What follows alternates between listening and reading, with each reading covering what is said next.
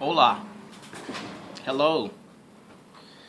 We've got a problem, and I see it all the time, and it frustrates the crap out of me, and I've even been guilty of it myself. I have to stop and remind myself, and other people should do the same, I think. Just something to think about, whatever it may be. This can range from topics of all sorts. But the main thing that you come back to is your freedom to do whatever you as an individual want to do, whether it be right or wrong. I will give some scenarios, and I ain't trying to offend anybody. It's just the fact.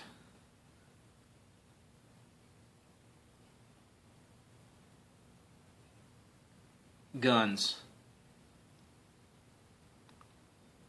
Whatever the topic may be about guns. One person will say, I think there should be a limit on how many guns, or a ban on how many guns an individual can own. I will have to say, no, strike that down, because you're infringing that person's individual right to do and own, or maybe that makes them happy, owning 1,000 weapons to collect. Maybe that's their hobby. Maybe that's their investment. You don't know that individual and what they do, so you're infringing upon that person's right. That is the way I see it. Another one could be, on the topic of the soda water bans that I had already made a video on, I think all soda water should be banned. And nobody should be able to allow. I mean, you got to look and stop and take back and see what you are saying. What makes you the authority on anything? Why things should be banned? Because you don't agree with it, or you don't do a certain thing. I don't think people should be allowed to smoke. I think smoking should be banned.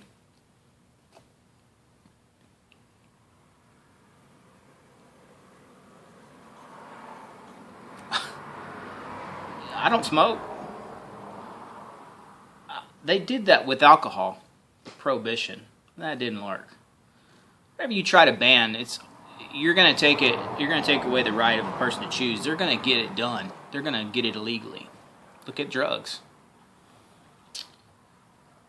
It's an individual's right to choose whether or not to do something. And that's what people fail to realize. Yeah, you may be passionate about a certain topic, and you are running emotionally driven. You're emotionally driven to the topic. You're not only going to see the emotional side of it and how you feel about it. You're not going to look at two sides and see the pros and the cons. And that's what's the problem with a lot of people in this world. They're only running emotions of how they feel, or if they're opposed to something, or even if they're for something. There's always two sides, and it's always good to look at both sides of the topic. You may be against as a horse slaughter. It's a necessary evil. That's the truth of it. You may not like to hear that, but I'm sorry, that's the truth. I can see the other side of the emotional side. It sucks. But it's a necessary evil we have to have. But imposing that all those be banned and everybody that's involved in that is evil is wrong, because there's good people involved in that. There's always bad apples on any side of any subject. It's just human nature. But to label any person as, it's the same as calling a right-wing conservative a racist and labeling the entire party as that, or a terrorist, or a patriot, or a militia person, or whatever, labeling them person as a terrorist. There's extremes, but then there's also those that are aware of what's going on and don't want anything bad to happen. These things are going on every topic of everything, and people are so quick to want to ban things. You got to think about both sides. That's the message in this video. We don't do that enough. I'm guilty of it myself. I always have to stop when you let the emotions subside and then come back and say, okay, well, let's think about this. Is this with everything? Those are just a few topics, but you can put that into anything. You can put that into immigration. You can put that into, like I said, guns. You can put that into what you choose to put in your body as far as food goes. There ought to be a ban on the things. No, what there ought to be more of is more education.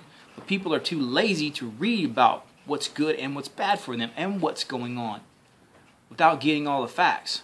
And it's a lot of facts to get, especially when you have to work.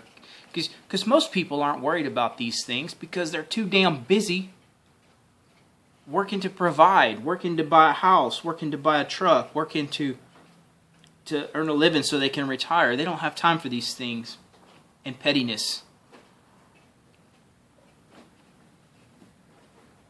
And that's the truth of it.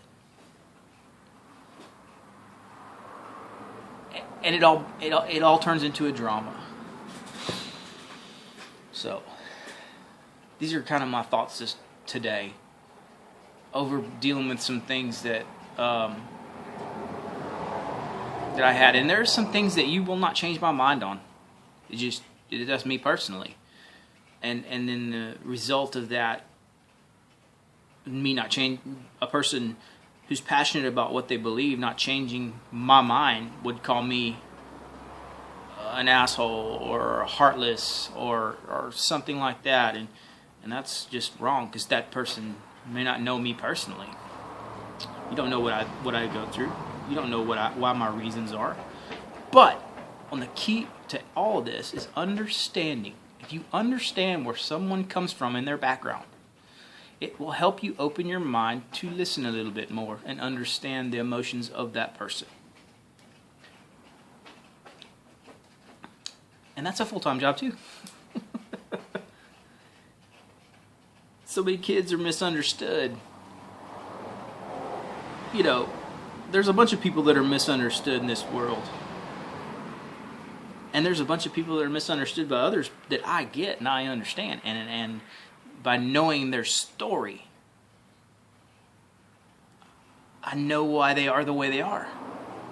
If you knew my story of why I do the things that I do,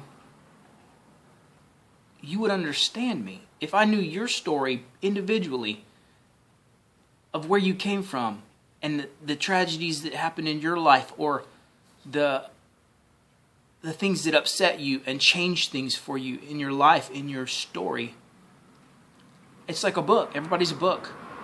What made this person change to a different way and have a passionate feeling about whatever topic it may be? Everybody has a story, and that's the beauty of people. If you take the time to learn that. And then you can have an understanding of an individual and a person. And you wouldn't be so judgmental towards that person, whatever it may be. And people do this with family. It's no different with the next door neighbor or the individual. We just don't tend to think that's that important. It's important to know these things about our political leaders in government that make the laws, the pass. If you know their backgrounds, you can tell a lot about that person. Some may sympathize with that individual, and some may just go the opposite way. But that's the beauty of that and people. I've always thought that. I've heard bad things been told about certain people that I just don't see because I know that person's story. But then I'll look at the person that's talking the crap, and they don't understand that person because they don't know their true story of how they are the way they are. Even myself. Person didn't take the time to learn a person's story and why they are the way they are and figure those things out. These are thinking things. Then they really have no right to judge that person on any issue that they stand. So, and I've seen some people in my lifetime that I've heard some things about, but after dealing with them, they were actually true. And I'll distance myself from that person then. But it's up to me to make that decision. And I try to do that until I have the full facts. So, anyways, I don't really know the point of this. It was basically to say that, hey, there's people that have different points of view. And my point of view is not necessarily better than the next person's. And that person's point of view is not necessarily better than my point of view. But when emotional and passionate is behind your view, you're not going to hear the other person's point of view at all. Now, some things are just wrong. And some things you will not sway me on. A lot of people are that way.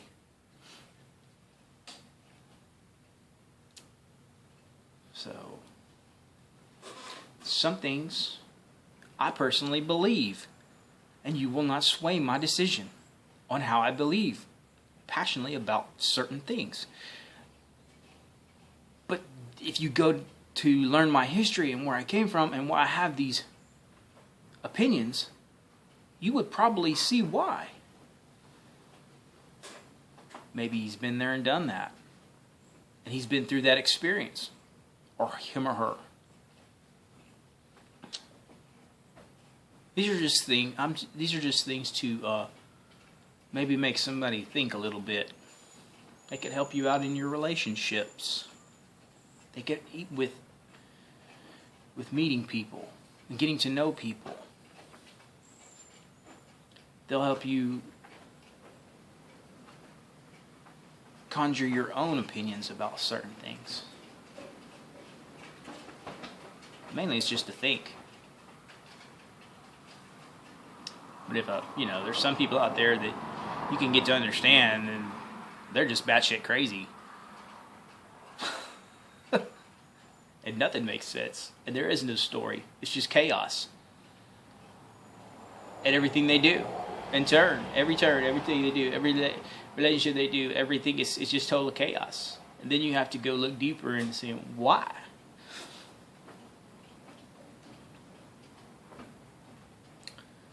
So,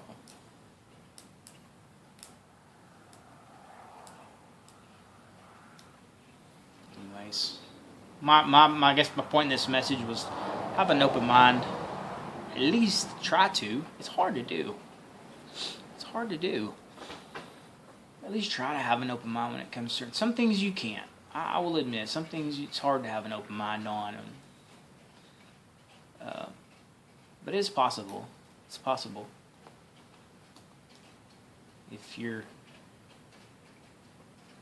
child wants to listen to rock and roll music and you're a die-hard country fan and you detest that rock and roll like nobody's business, and you try to push that country on them,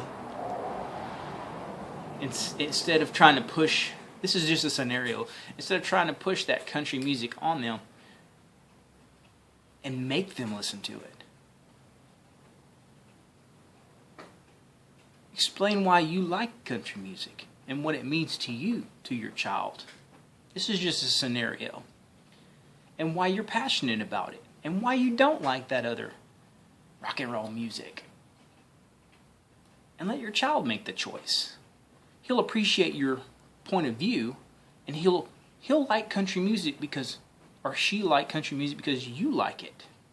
Because they love you. They won't be so, I don't have time for that. It's stupid, it's old, it's outdated. But you can't be the same way back to them. And you can use that at any topic you want. Whatever it may be. But that's having an open mind. And not having an open mind is a very, very dangerous thing. There's certain common sense and factual things that you will not have an open mind on. And like our liberties and our freedoms and those that try to take them away at every cost. There's always a battle to take our freedoms away. Whether you believe it or not,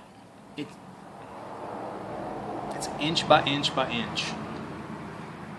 And while those freedom-loving people are busy working and providing for their families and their futures for their kids, there's sorry SOBs that are fighting daily to take them slowly away from us, or you, or I, or whatever. Because that is their job. Because they know that most people aren't paying attention. If you do not see that, and look at the correlation of the people you put in office, and follow these things, it's very important. It will slowly take them away from you. It's happening. It has happened. There's a movement going on right now in this country. People are freaking tired of it. They're getting more involved. They're learning more. They're not just believing what they're being told, because half the crap is lies anyway. I am tired of lies. I've dealt with enough lies for the past few years to make me search so much for truth that I am very passionate about that now. Truth. Even a person that lies to me about daily things, I don't want nothing to do with you. That is how passionate I am about that. Truth will set you free. It surely has. And I became a searcher for so much truth and answers to questions I wanted to know, because I wasn't getting the answers. So I searched and I researched, and half of the things, it made me see other parts of the world, and there's more of this out there that I'm searching for. I'm not naming any names, and I'm not talking about anything in specific. I'm just talking about the word truth in everything. But it also led me, the search for truth has also led me in this particular topics about the government. And that's how I put a relationship status on the government. The only way I can truly let somebody else who doesn't really care or know, I put it in a real perspective. The government and you are in a relationship. Because then when you start to think about it, it all makes sense. It does to me. Simplify. If you can simplify anything, there's no confusion. Confusion is a tool of the devil. It is in the Bible. It is there. The devil is the author of confusion. If you don't believe in that, God or the devil, if you can take any evil thing that's ever happened to you that's been confusing, do you see the correlation? Evil is a tool of the devil. Confusion is evil. It is a tool of the devil. You have to step back and look at the confusion away from it and see the evil. If you're in amongst it, you will not see it. I am way away from everything, and I see the evil. I can see it. I could cut it with a butter knife. I see it. That's how vivid it is.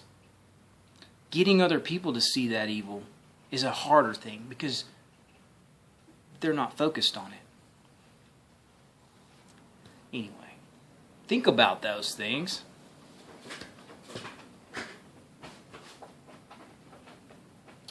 The main thing is look at the actions of the individual versus what you're hearing. That is you have to be aware and understand what you're hearing. Question everything. Question everything. Whatever it may be. Even if it's from somebody you trust. That you're hearing something. Ask questions. There's nothing wrong with that. We have not done enough of question asking. Especially since the bombings. They don't want any questions. The Benghazi cover up. There's not enough questions asked. They don't want enough questions asked because there is something covered up. There's a lie there.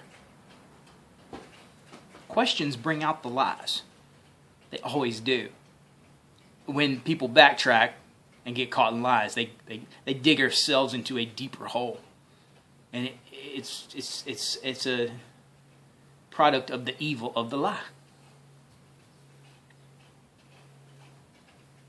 And that's some truth. Anyway. Think about those little bitty tidbits of information. Whether they mean something to you or not. Whether they piss you off. Sorry. Truth hurts. I see it. Peace.